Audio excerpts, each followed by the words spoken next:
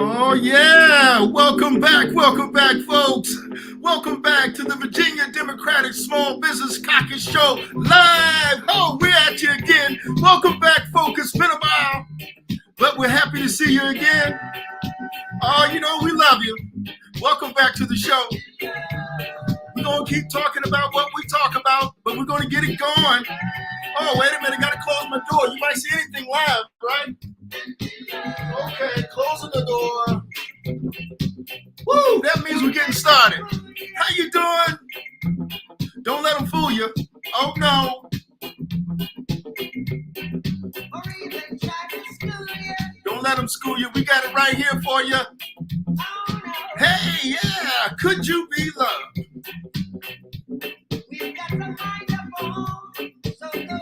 Let's just groove to this for a minute. Come on, come on. Love will never leave you alone. Bring you out to the light. Ooh. Oh, Bob Marley, could you be loved? We love kicking off with that intro cut. And man, we are so glad to have you back here. So glad to have you back. We've got a wonderful guest for you today. And we're going to talk about what we talk about every time. Guests, we stay on point. We stay on track. We continue to talk about what's important. And we're going to keep talking about it until it gets done. But meanwhile, while we talk about it, we're going to try to keep you informed on things that are going on. We're going to try to keep you informed on what's happening in Virginia, what we want to talk about with small business. And we're also going to talk about what's important that is at the basis of all we do. And folks, you know what that is. We'll talk about that later, but you know it's coming your way, don't you? You know it's coming your way. We're going to talk about voting rights. That's right. We're going to cover it again and again until everybody understands how important it is. But before we do that, I'm going to do what I usually do. I'm going to tell you, welcome back to Woke Wednesday. That's right. You can't be asleep at the wheel. You got to be awoke. You have to listen to what's going on. You got to do your homework. And we're so glad to have you back. But the first thing we do is make sure everybody is healthy and alive. And one way we want to keep you healthy and alive during these still days of COVID, it's not over. It is still going on. So I'm going to tell you what I always tell you, small business owners, want to be small business owners, soon to be small business owners, and supportive of democratic small business owners, particularly. We love you all in Virginia, but we love you all over the country, all over the world, because you know without small business, nothing gets done. Small businesses become big businesses. They hire people, they pay taxes, they change lives. And we want to continue to do that and make sure that availability is here for everyone. But more importantly is we realize that you have to understand what's happening in your own communities, your local communities, your state community, your federal community, and your international communities, because it's all tied together. There is a thread that weaves through all of that. And we here at the Virginia Democratic Small Business Caucus Show live basically is telling you we want to keep you informed. Okay, so first I'm going to go back to the COVID thing. I'm just going to say what I say every week. Have you gotten your shots? For everybody who needs shots. Whether or not your first shot, your second shot, your booster, your fourth booster, getting shots for your kids, getting shots for whoever, it's a personal decision. I've gotten my shots. I think it's an important thing to do. And I certainly hope you think it's an important thing to do, because if you have been paying attention, things have been leveling off, but it's not over. And if it's not over, what does that mean? You got to stay vigilant. You have to stay on top of it. You have to stick with it. You know, this is not the short game, it's the long game. The long game is important. The long game is what we want to do is make sure you're going to be here with your families, with the people that you love, your friends and family, your wider community, to make sure everyone's nobody has to be needlessly sick or passing away simply because they didn't get that shot. So do what you can to get that shot. I certainly hope this I'm sitting there looking at my, there you go. I thought my internet was getting a little bit shaky there. And I don't know whether I was stuttering or whatever, but I noticed, good. We got a nice clean signal. I'm doing more than one thing. When you're doing a live show, you got to pay attention to a lot of other things. Plus, we still might have our wonderful co-host, our guest co-host, Aaron Porcher, who is the interim chair at the Louisiana Small Business Caucus. If she comes on, she'll pop in. We'll see her. If not, we'll just keep on moving ahead. And Aaron pops in when she wants to, anytime. So once again, folks, thank you. Thank you for being here. Thank you for being healthy. Thank you for getting to your through your 4th of July and surviving your fireworks, friends and family, and picnics, and just having a great time. Things were a lot better than the last 4th of July. People are getting out there. They're enjoying the sun. They're working with each other. You know, people are just enjoying and doing what we should do. There's just a lot going on. But you know what? Let me go next to what I want to talk to you about also is how we're doing in Virginia. You know, Virginia, you know, we're still hanging in there, you know, had a lot of good things that were accomplished in Virginia before, you know, I hate to talk about it, but our debacle for some of the executive offices, but we still hold, as I said before, we hold the Senate, and and that's important because with the Senate, we were able to stop bad things from happening in Virginia, ensuring that good things continue to happen in Virginia. I just want to kind of go through a little of that because a lot of times people don't really understand that.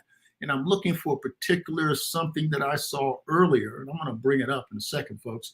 Give me a second here. I should have had that sitting on top, man. I get so busy doing things, and sometimes you miss out on things. I'm trying to bring up that file that I wanted to bring up because I thought it was just an excellent sort of recitation of what the Democrats have been getting done for you here in Virginia. And it's important that people understand that, what they've done on a national level, what they've done on a state level, a lot of continued long game type things that have been happening. And my computer's churning here a little bit, but I guess it'll bring it up in a minute. Oh, I swear, nothing is ever easy as you want it to be. But don't worry, I'm going to keep looking over here. I should come up in a second here. Find it in a second. Okay. Well, I should have had it up before I got online. So I'm just going to tell you about it. You know, there's been a lot of good things that we've been able to get us to stay accomplished in Virginia because a lot of people will talk to you about, well, hey, you know, what have the Democrats done? You know, what have they done for me lately here? What's going on? Well, at a national level, quite a few good things have happened. And, you know, we can go everything from the American Rescue Plan. We can go to the infrastructure plan that is put over $110 billion, whatever that number was, into roads and construction. I think that's one point some. I think it was 110 billion. I don't have it in front of me. That's why I'm kind of stumbling here. Man, I had that. And I was like, man, this is a good thing to tell people about. And I forgot it. Anyway, but we're talking about making sure that there's internet capability out to the rural areas, making sure that there's hundreds of billions of dollars that's been invested across all 50 states as far as it's the infrastructure is concerned. When we talk infrastructure, we're talking roads, schools, airports, anything that has to do with physical infrastructure in the company that the government has put out to all 50 states. That got passed by the Democrats. And the other thing that I want to talk about that got passed by the Democrats is I continue to sort of sneak over here and see if I can find this.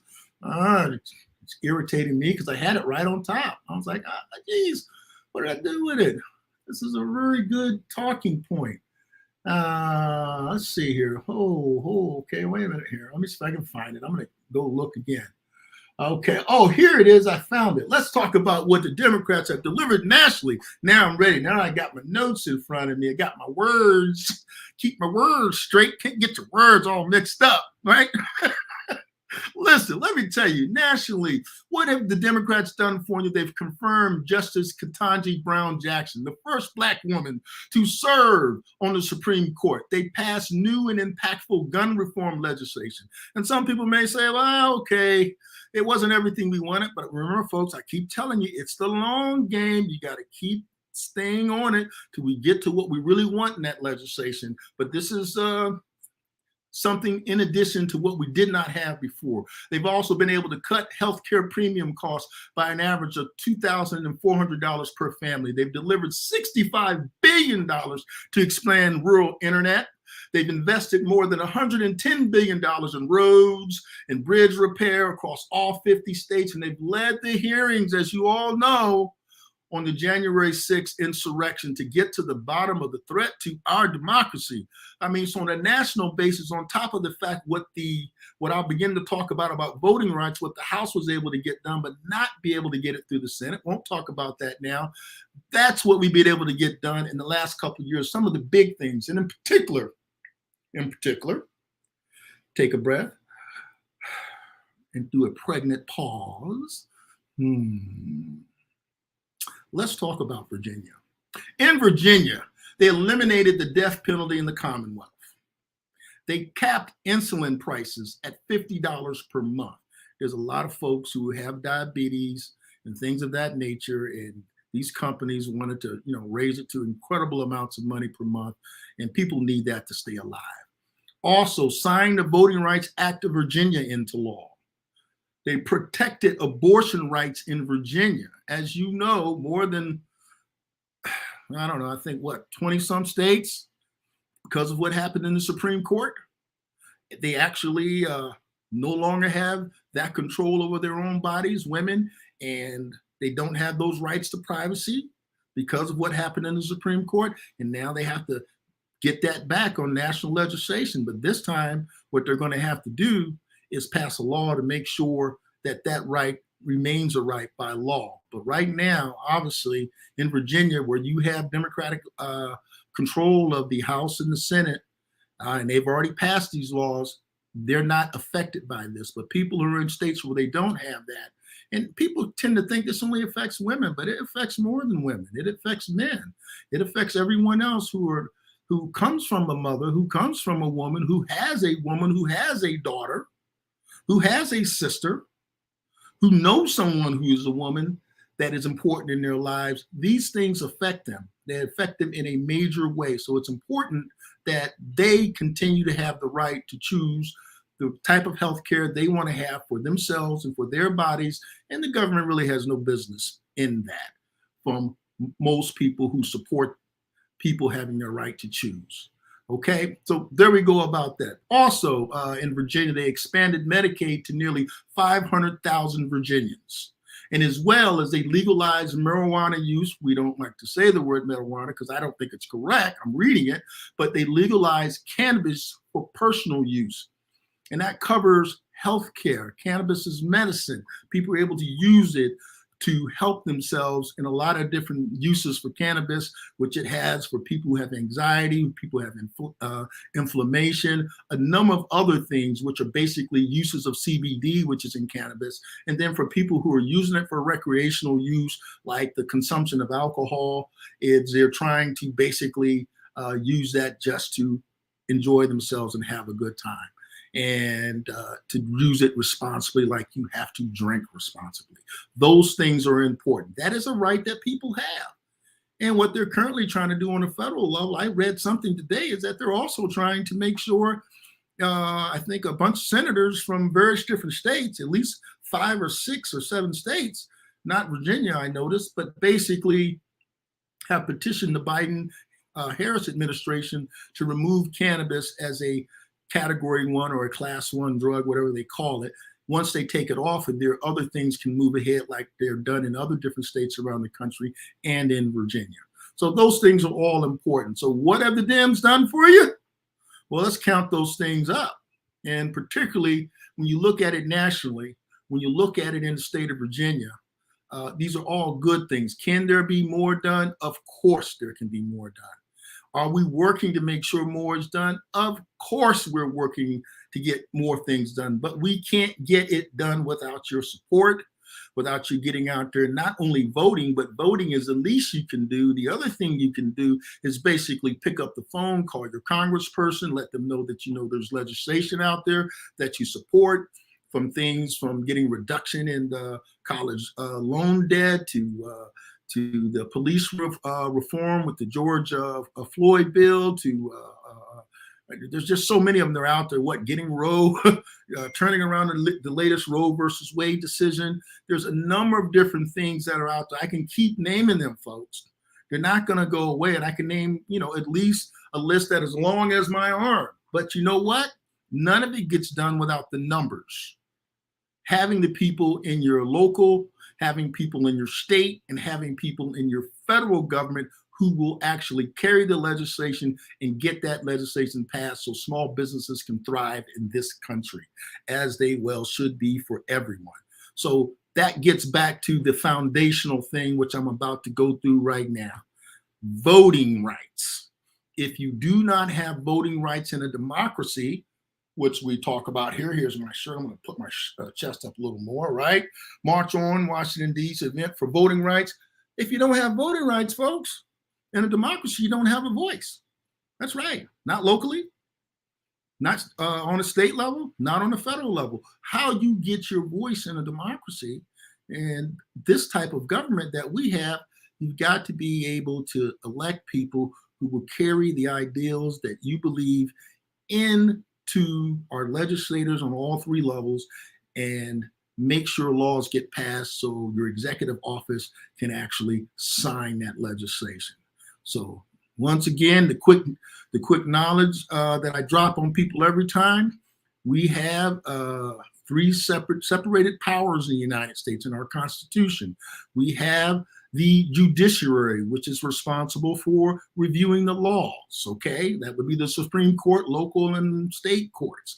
We also have the legislative body. That would be your senators, and that would be your representative. Basically, they call them your congressmen, but in state level, they call them senators. You have state senators, you have delegates. They call them assemblymen, but basically, they're the legislative. They are the lawgivers. They pass the laws. And then you lastly have the executive. The executive is responsible for carrying out the laws, making sure that the laws that are passed by the legislative bodies on a state, local, a state, and federal level, that they carry out those laws and they actually sign those laws. Once they come out of the legislative body, they sign them into law, the bills into law, okay? So that's how it works. If you don't remember from 12th grade, you need a refresher, okay? You need a refresher. But a lot of people don't understand that. You'll be surprised how many people don't understand that. Like I was sleeping my government class, 12th grade, and I've never revisited it. What I do instead is I go to the internet and get all my information from there. Well, guess what? Everything you read on the internet is not true, okay? So you got to do your due diligence. You still have to say, okay, I read this, but what does the Constitution say? Okay, what have I looked at more than one source? Well, I just look at my favorite source, the source that agrees with the way I think or what my parents told me or what my buddies told me. No, you gotta dig a little deeper. You gotta check it out for yourself. Reading is fundamental.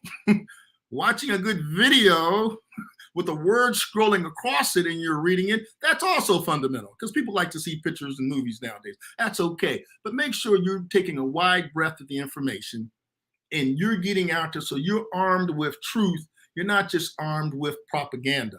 Because, man, people will lie. They will lie like a cheap suit. I'm telling you, don't believe everything you hear. Don't believe me. I'm in it. I'm not a liar. Make sure I'm clear on there. I'm not lying to you. Go fact check me. Make sure whatever Mark Kennedy said as chair of the Virginia Democratic Small Business Caucus, he wasn't lying.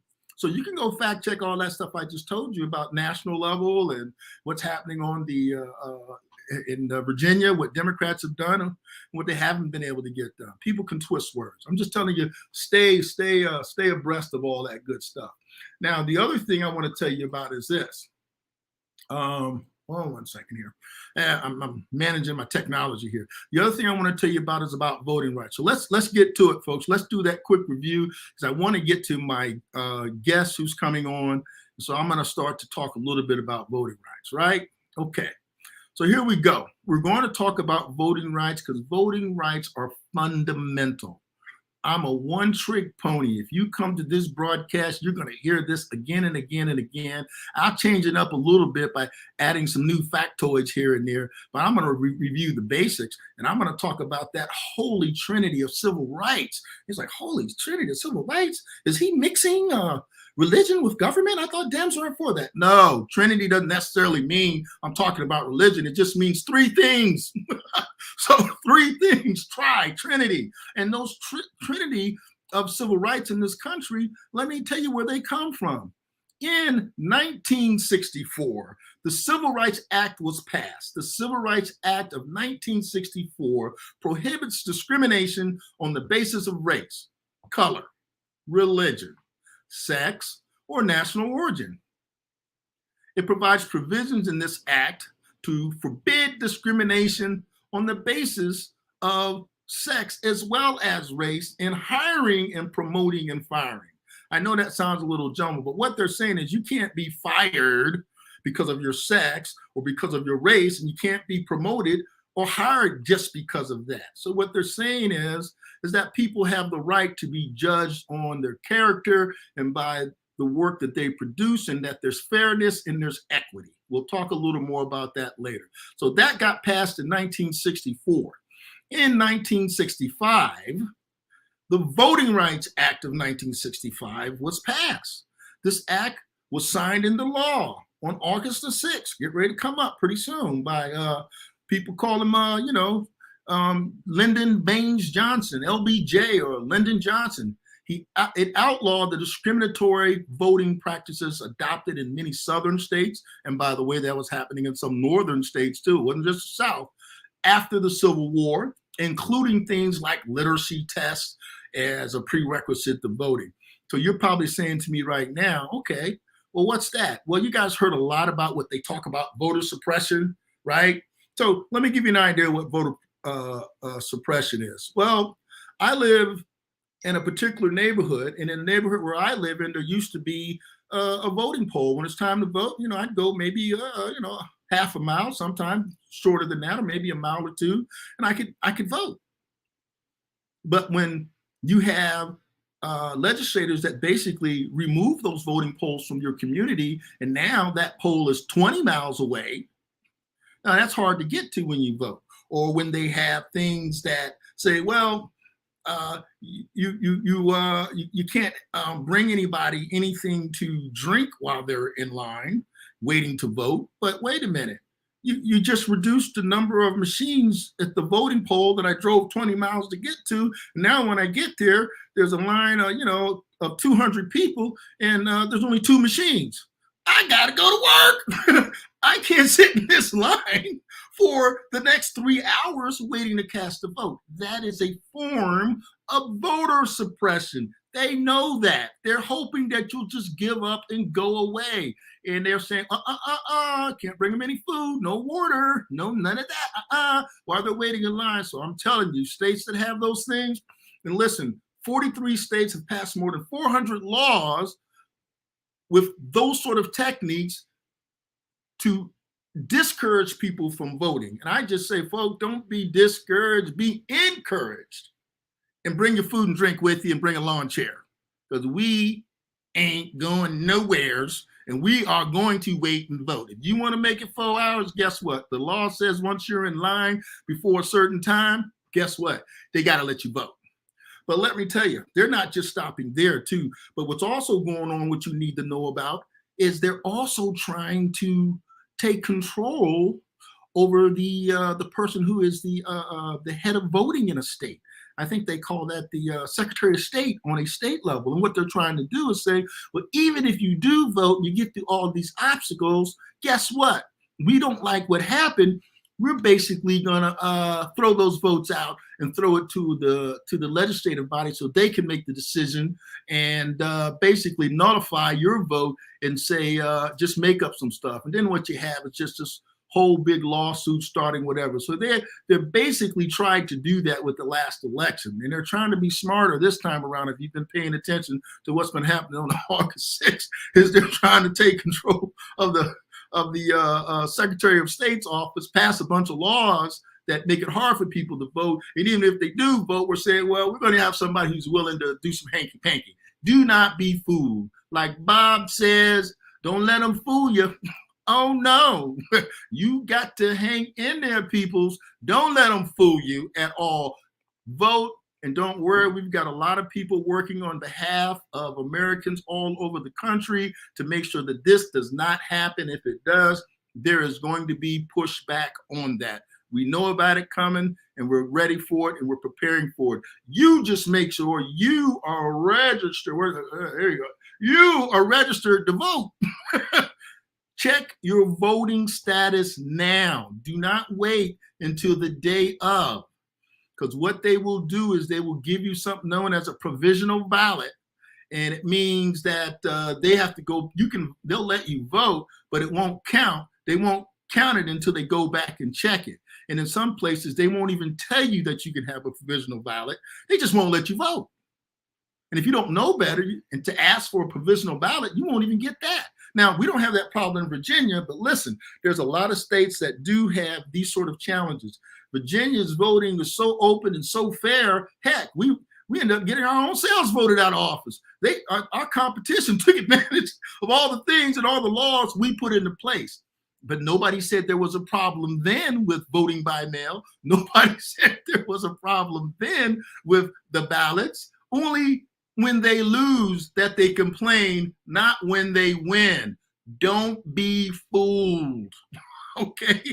Don't be fooled, because this is what they're trying to do, man. I'm telling you, I'm trying to give you some knowledge here. Let me drop it on you. Bang, there it is. Take it, do something with it. And let me get to the next thing for you. So what happened as a last trinity is the Fair Housing Act of 1968.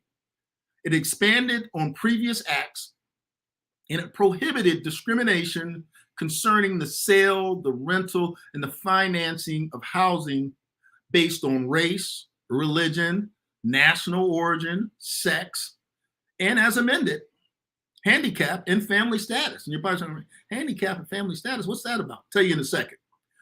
There's also Title 8 of the act, also known as the Fair Housing Act. And what they're really talking about that with this Title 8 piece, what the Fair Housing Act is known as. Basically, so if you're in, you're not married, or you're in a same-sex marriage of some sort, people basically can't discriminate against you based upon the type of family that you have, or your race, or the fact that you're not from this country, you're an immigrant, or your sex. Maybe they don't want to rent to women. Sometimes they just don't want to rent to African Americans or anybody who doesn't look like them. So that covers sale, rental, and also when it comes to buying a home. You guys heard of redlining. That's what that financing based on race means. There's certain areas where banks basically do not provide the equal amount of financing that should be for those houses that are in that area. And all that is based on the same attributes I said before: race, religion, national origin, blah, blah, blah, blah. You get the picture. So what I'm trying to basically tell you is those three things: the Fair Housing Act, the Voting Rights Act of 1965, and the Civil Rights Act of 1964 are the acts that basically gave a foundation to all the rest of these rights that came, civil rights that came from that, which includes the women's right to choose, and numerous other rights that we have. The Miranda laws, basically, you have the right to be told that you have a right to an attorney before you start talking to the police once you get arrested for whatever reasons. All these things, sorry, it's my phone going off, this technology. All these things are being attacked. If you understand what happened with the Supreme Court, the women's right to choose was taken away. The Miranda rights have been taken away partially. Well, partially in the sense that they're saying the police don't have to tell you. If the police don't read your Miranda rights and you say something you shouldn't have said, you can't throw the case out of court. They still can say it's legitimate, even though they didn't tell you. So, well, that to me sounds like you don't have a Miranda right because they never told you, and they were required by law to tell you that.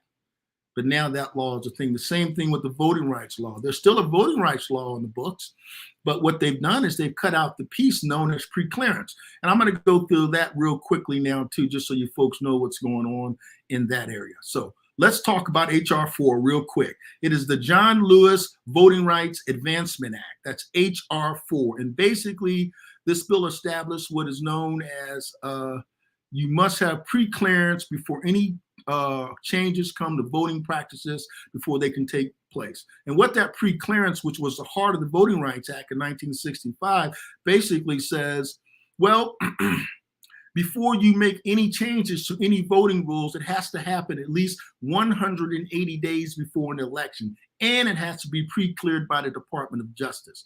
And that in that H.R. 4 Act, the John Lewis Act, also said we're going to modernize the Voting Act's formula for determining discrimination in states and localities.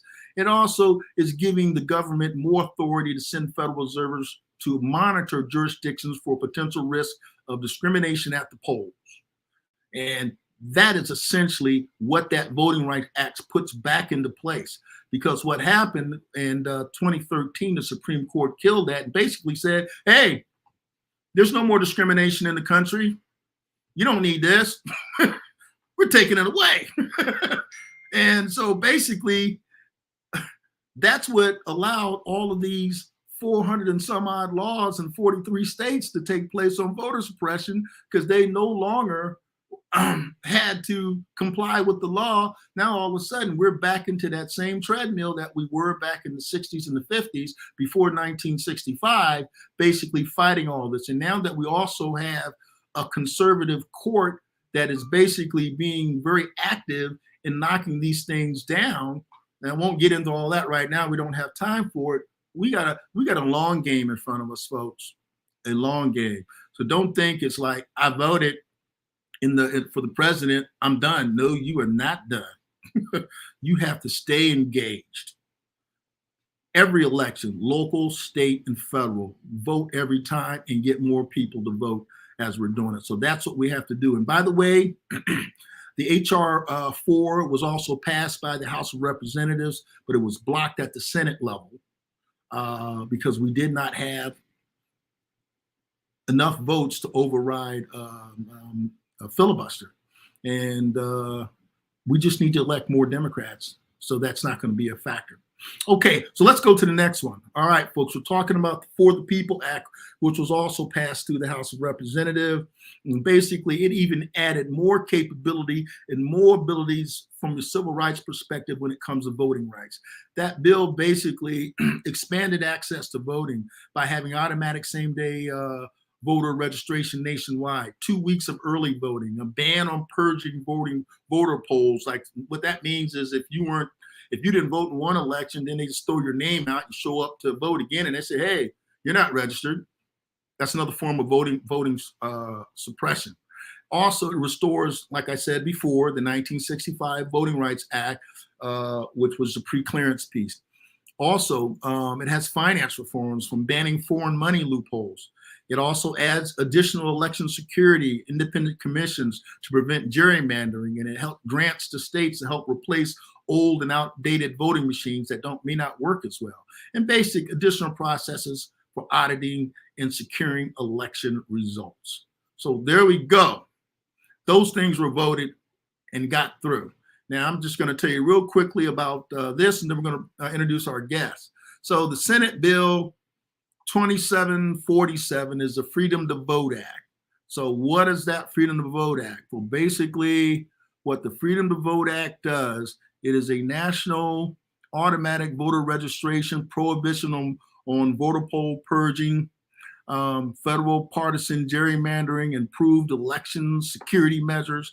It also strengthened ethics and standards for all three branches of government. Things like requiring a presidential candidate to disclose 10 years of tax return and prohibiting members of Congress from using taxpayer dollars to settle sexual harassment issues. Those are just some of the things that are in it. But it also works to curb corporate influence in politics by forcing PACs to disclose their donors. Also requiring government contractors to disclose their political spending and prohibiting coordination between candidates and super PACs, among other reforms. So that bill was in the Senate. That's what they came up with after they got the bills from the House. Remember, they get passed in the House, and then the Senate passes something. Then they have something that's called a conference. I don't know whether you guys are old enough to remember that that cartoon on how a piece of legislation gets passed. It used to come on Saturday mornings. But basically, the House and the Senate, House Representatives and the Senate get together in a conference. They negotiate, they agree on something, and then if they all agree on it, that bill gets sent up to the president for his signature. Well, where we are in that fight right now, nothing's going anywhere. Filibusters in the way, so it's long game. So what that means is we just need to elect more people who agree with us, and that's the way democracy works. You may not like it, but hey, that's the way hamburgers made. It ain't pretty, but it's better than having a dictatorship, an autocracy, a theocracy. What a democracy tries to do is, rather than people have divine right to rule or be ruled by religion or other different things, what it says is, we're going to work this out. We're not going to fight and shoot and start wars. We basically have these rules that we're going to go by. If we want things to happen, you're going to have to work hard to convince the populace to follow the ideas that you have in accordance to the Constitution of the United States. And that's basically it. Okay. I'm not going to talk about anything more. I've got something else I need to do. I probably talked too much and held off for our guest who's waiting in the wings. I want to tell you who our special guest is, folks. Oh, we always got people from everywhere. We have entertainers, we have politicians, we have people who are in small businesses. You might hear from anyone here on the Virginia Democratic Small Business Caucus Show live, anybody. But I'm going to introduce this gentleman. And I don't want to mess up his first name. He's going to tell me if I mess it up. Now I'm going to go and I didn't ask him purposely because I want to get it right. I'm screwing up already. Excuse me, folks. I'm sorry. Msafiri Yoko Makembe. Msafiri Yoko Makembe is a volunteer for the National Alliance on Mental Illness, acronym NAMI. It's a nonprofit organization that works, and excuse me, I don't have my other production person. I'm supposed to be doing something else as I do this. Hang with me, folks. I'm stopping for a second because you're supposed to be able to see this as I read it. So I'm going to bring it up right now. Here it is. Okay, here it is. I'm going to show it. Boom, there it is. There he is. We call him Yoko, but it's Msafiri Yoko Makembe. He's a volunteer for the National Alliance on Mental Health and Illness, which is a nonprofit organization. The acronyms are NAMI, NAMI, or NAMI. It's a nonprofit that works to bring awareness and education, support, and advocacy for individuals experiencing a mental health condition and their families. Yoko is a mental health fundraiser. He also is a support group facilitator, an event support person, as well as a public speaker. So Yoko is really getting out to really get behind things he believes in.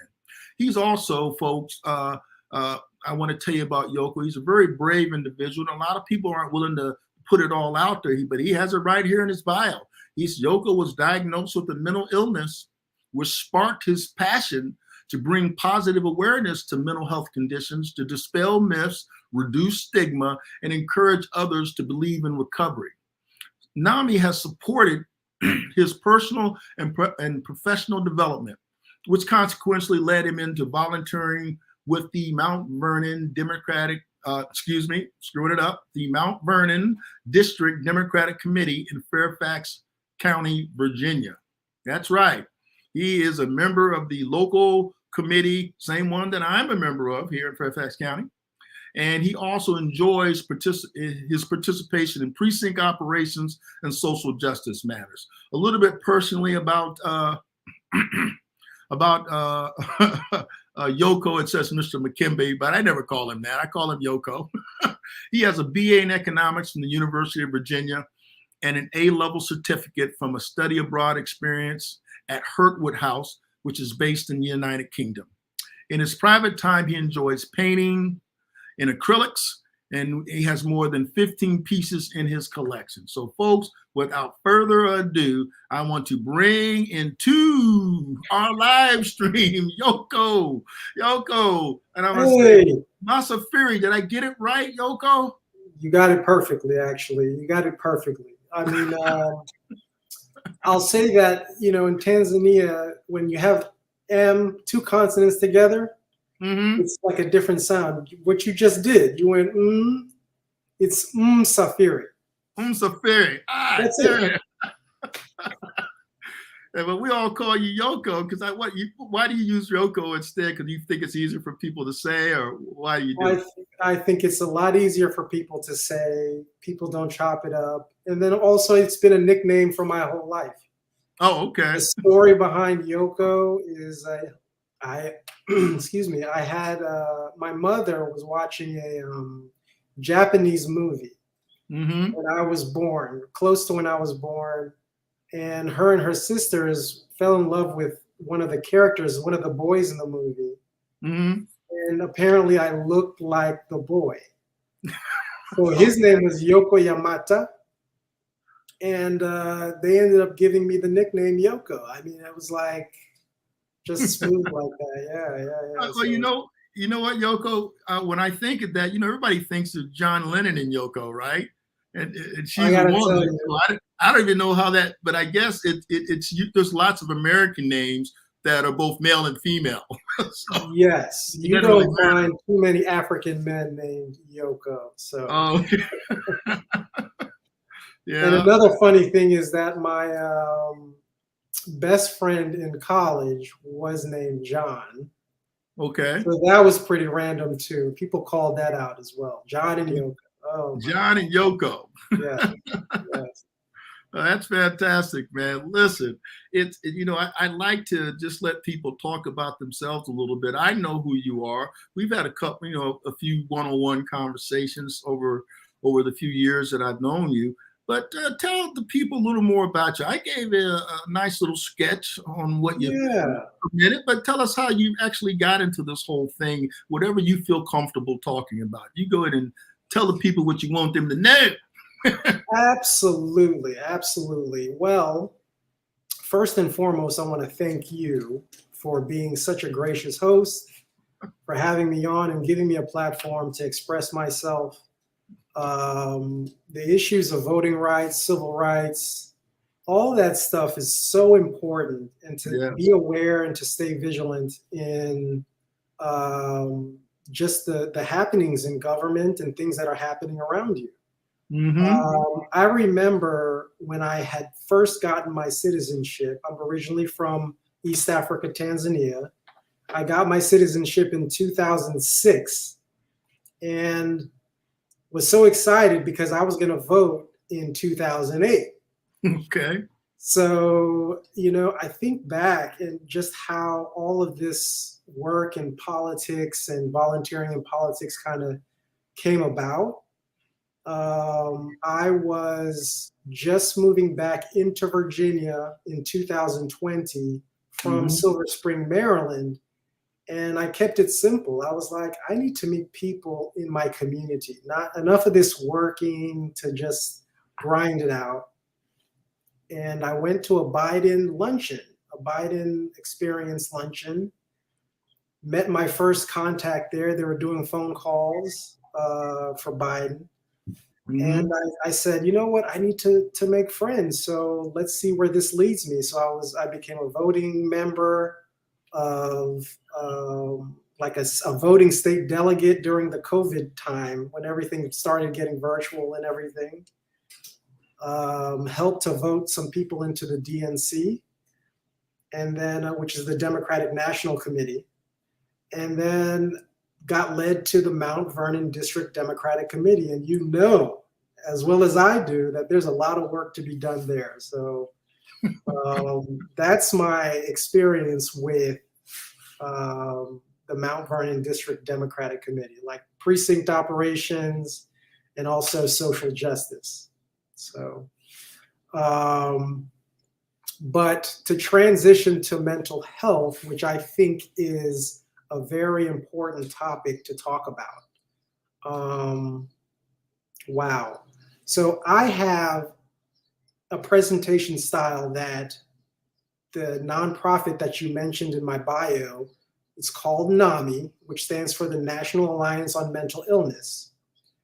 Now, when people come to NAMI for help, they have different activities and things like that that you can participate in to basically talk about your experiences.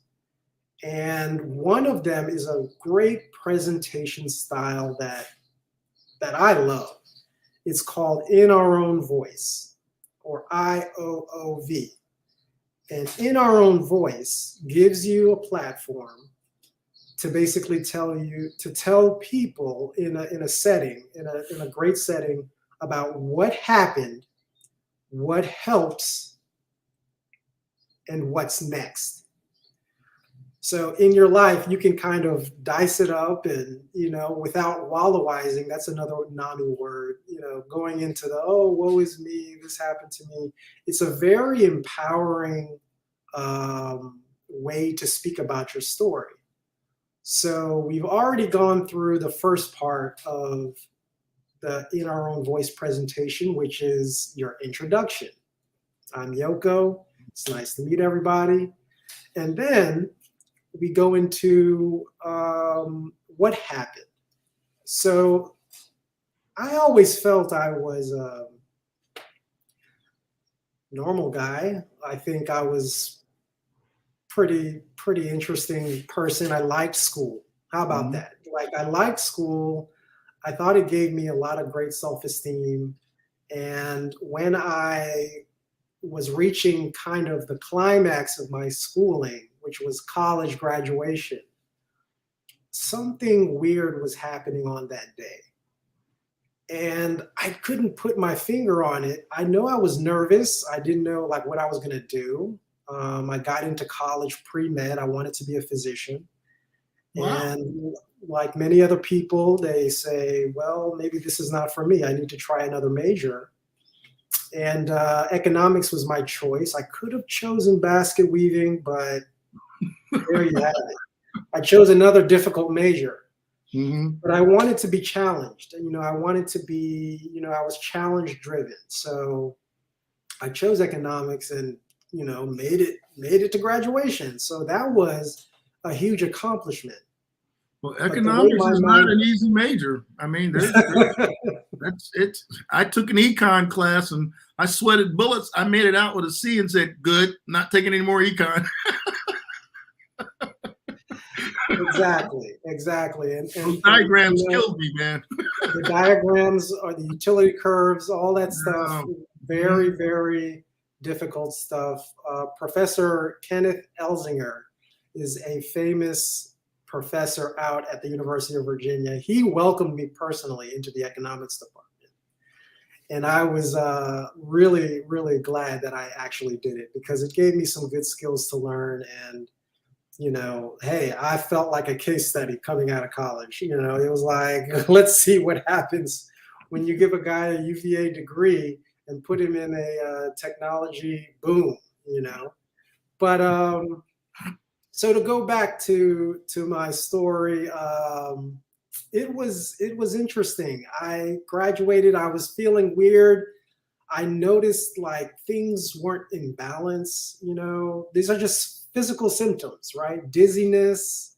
I was feeling like I could hear like the trees rustling a lot closer than they really were. Like I felt like there was birds chirping right in my ear. Like I could hear everything so sharply. And I was like, well, that is probably something that'll just pass. And I kept on pushing, I think 3 days after graduation, I started my first job. And one of my mentors the director of the Peace Corps, or former director of the Peace Corps, Aaron Williams, was my first boss. And don't be fooled, everyone. Connections really do help. His son was my suite mate in college.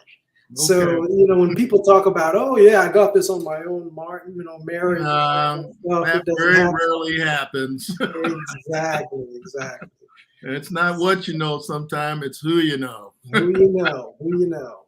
Right. And I was exhausted. I was commuting. I was doing a really horrible commute from Woodbridge to Baltimore. Wow. And that was like every day. Woodbridge To Baltimore. And I was nervous. I was so nervous to do well on the job that it started to build up and build up and build up. And I was kind of like, well, I'll just keep pushing. That was my philosophy at the time. Don't stop to ask if anything's wrong. Keep on pushing it. Keep on grinding it.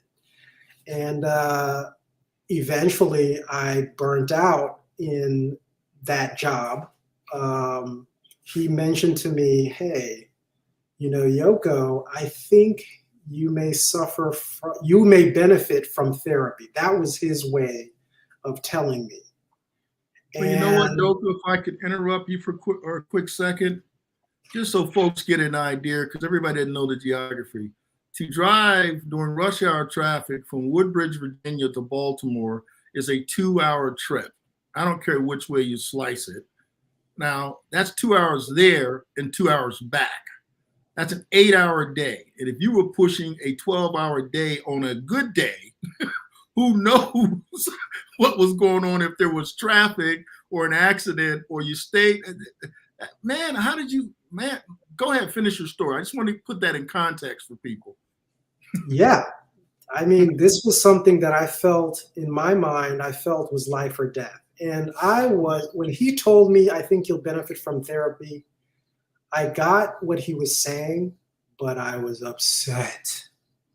Wow, was I mad? I was like, what do you mean? Are you calling me crazy? All these things start popping in your head as far as stigma. Are you saying that I'm not capable enough? I can't do the job well. And it wasn't anything like that at all. He was just trying to help me. Right. And what was the best thing about that was that it really did change the trajectory of my life with resistance. I had a lot of resistance because I didn't feel that I just felt I was okay. I would look in the mirror and see a man and say, this man is fine.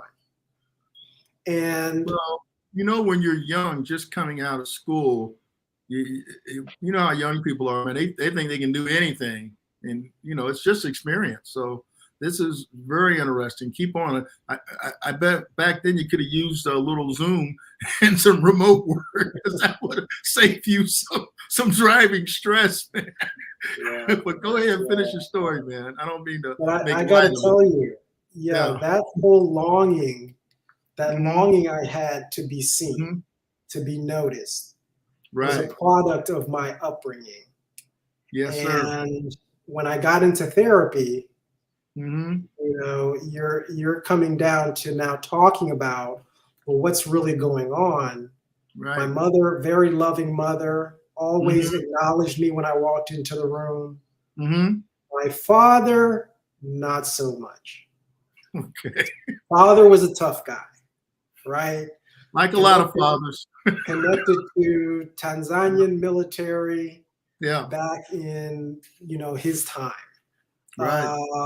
Like a lot of fathers, they're like that. And I've done a lot of work with understanding what that was all about. But to make a long story short, childhood abuse was the culprit. Oh, and really? It was really what was driving me to do these things. I had done so much already. Finishing college is not a small thing. No, it isn't. A lot of people want to say, I got to get the master's, I got to get the PhD, I got to keep grinding it. Right. But doing college is a huge accomplishment. Well, in the United States, only a quarter of the population has an undergraduate degree. Even less have a graduate degree. So getting through undergrad is not an easy task. Everybody doesn't have to go to college, but just any sort of prolonged education after high school is is a difficult task, whether or not you just vocational or certificate, anything that requires you put 4 years into it. You just doesn't happen overnight. But anyway, you're correct, sir. What were you going to say next? And then I'm going to ask you this question before you finish. I want you to give advice to people based upon what you've just said. What would you say to others based upon the experience you've had and other things that would help them? Go right ahead. Yeah. I think when we think about it, so what helps to me to be, honestly, I like to call myself encourager in chief. I love talking to people. I love helping people, letting them know, hey, if you want to go in that direction, that's good, but this might be a better choice for you. And for me, the National Alliance of Mental Illness helped me to see, they're like the background people that really give me that encouragement. They give me the platform to express myself. And what I would tell young people or tell people in general, love yourself. Yes. Okay, love yourself, practice self-care. You know, those things were definitely necessary, practicing self-care and loving myself in the process. And know also that there are other options.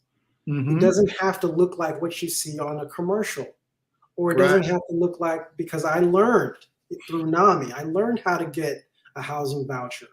I learned how to get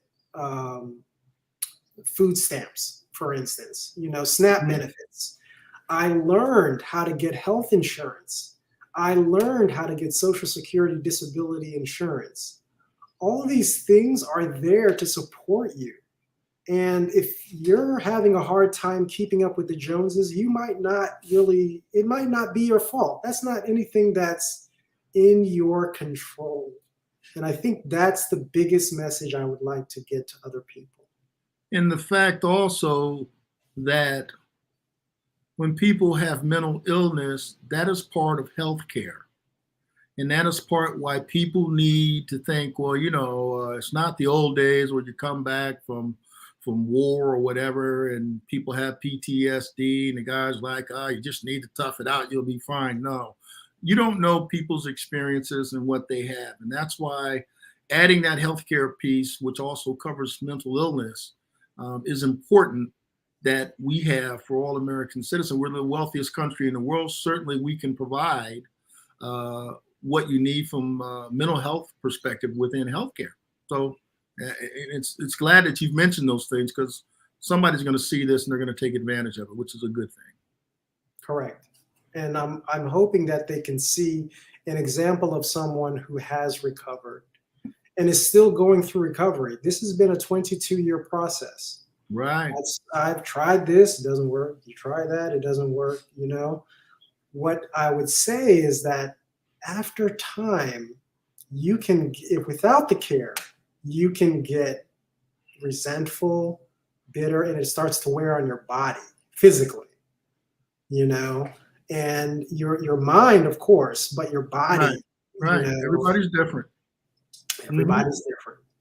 So I encourage people to love themselves, practice self-care in any way that you can, and also know the resources. As a matter of fact, I'm happy to reach out to people if they would like resources. Well, let me. I like to keep it within an hour, but I went on a little bit, so we're going to go a little bit over 8. It's 8 o'clock now. There's a couple more things I want to ask you. So if people want to get in touch with you and you want to be able to help them, or they need to get in touch with NAMI, how do they get in touch with that organization or yourself, Yoko? Well, to get in touch with NAMI, it's a simple website, www.nami.org. Well, spell that out. NAMI.org. Okay. And you can go there. NAMI is the national organization, But within that organization, there are state organizations in every state. Okay. And then there are local affiliates. So our local affiliate is NAMI Northern Virginia. Okay. And you can NAMI get that Northern website. Virginia. You can get that website from the NAMI main website and just work down to NAMI Northern Virginia and get that website as well.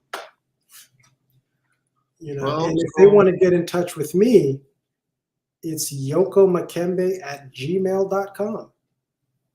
Okay. And I want to basically put it out there. I'm putting it out there so people can read it, scrolling across the bottom right there. www.nami.org to get in touch with them. Also, you were saying if they want to get in touch with you, how would they get in touch with you? Give me that. Email again. Go ahead, give it to me again. It's YOKO. YOKO. MAKE. Go ahead, I'm sorry. KEMBE. So WOKO Makembe at YOKO. Oh. So Woko is good too. I like that. Why? You know, how did I screw that up? Yoko. Don't worry. I'll include that in the blooper reel. But I've got a couple of blooper reels from doing all these shows. That's a good one. Awesome. I like that one. Yoko Makembe at what? Gmail or what? At Gmail. Okay, I'm gonna put that out there on a quick banner, man, as I do my live ticker at it. He's like, okay, here we go. Yoko Makembe at gmail.com. So, folks, there you are. Put it out there so you can get in contact with Yoko if you like. Okay, so here we're going to do here, Yoko. We're going to hide that right now. We're not going to keep it scrolling. I'm going to also let people know that you said something that I thought was very interesting in your bio. You mentioned that you enjoy painting in acrylics. And I was like, Yoko, send me some of that artwork. I want to show people what it is that you do. So I'm going to bring that up on the screen now, Yoko. Oh, and excellent. hopefully you're going to tell us which each one of these are. I think it's just going to blank us out, but here it goes. Perfect. In the left corner, what's the first one? The first one is dedicated to an aunt I have. Okay. Her name is Rose. And she has been so supportive of me ever since I was a young man. Right. And because of circumstances, she was incarcerated in the home country of Tanzania, and I was heartbroken. But she's out now. She's a very resilient person. There is a happy ending to this, but I did this painting for her. Now, which one are we talking about? Nationalism. This is the one with the Tanzanian flag. Okay, the green, yellow, black. Green, yellow, and black. Yes, and all the markers there in okay. And then the one on the right, or whichever side you see it. The right. It's the right. Is called Impatient Man. Okay. And I called it that because at the top you can see I tried to do the same thing as, small markers at the very top. And I wanted to cover the whole canvas with that. But I got impatient and I started to and you can see it on the rest of the strokes at the end. It was just kind of like, okay, we'll do this, do that. And I like looking at this one because anytime I feel like I'm rushing something, or I'm rushing to have something done, or I want a result right away, I look at this painting and remember, impatient man, don't be impatient. Things work themselves out in due time. And finally, this is one of my favorites. It's called Brooklyn. And that is the name of my niece. It's my sister's daughter. Oh, her name is Brooklyn. That's kind of cool. Her name is Brooklyn. And a picture was taken of her at the atrium at the National Portrait Gallery. Mm-hmm. And I took that picture and I said, I want to paint that. And I love it because she was in the water, and, you know, they have like a small waiting, like a little pool of water in the middle of the atrium, and just a moment that I love. You know, I took a picture of her and tried to recreate it. So that's my artwork. That's what I like to do in my spare time. Something you know positive. what? You're pretty talented, man. You do abstract. Even the painting of your niece, Brooklyn. It's kind of an abstract. You know, it's a little girl, because you can see it, but it doesn't have all the figures on the face. You know, it's got a certain style to it. And I was like, wow, this brother's kind of talented. Maybe I should see if I can buy a little of this artwork, man. And maybe we've got some work here by a very good artist. But I liked all of the work. I thought it was interesting. I mean, I didn't know you were creative too, man. So that's fantastic. Yeah. Thank you. Hey, let me ask you the final question. I asked everybody at the end of our show. We've gone over about 7 minutes here, but people love it. They'll get in when they want to get in. If you were king for a day and you had the magic scepter and you're holding it up and anything you want would get done, what would be the first thing you would do? The first thing I would do is I want to have people realize how beautiful they are. I want to have people realize that you are just a beautiful creation. And it wouldn't be, this is not self-serving. It would just be, it's almost like you say poverty, not to have poverty, because I believe that poverty has nothing to do with cash or money. You know, I would want people to see themselves for the beautiful things that they are, the beautiful gifts that they have.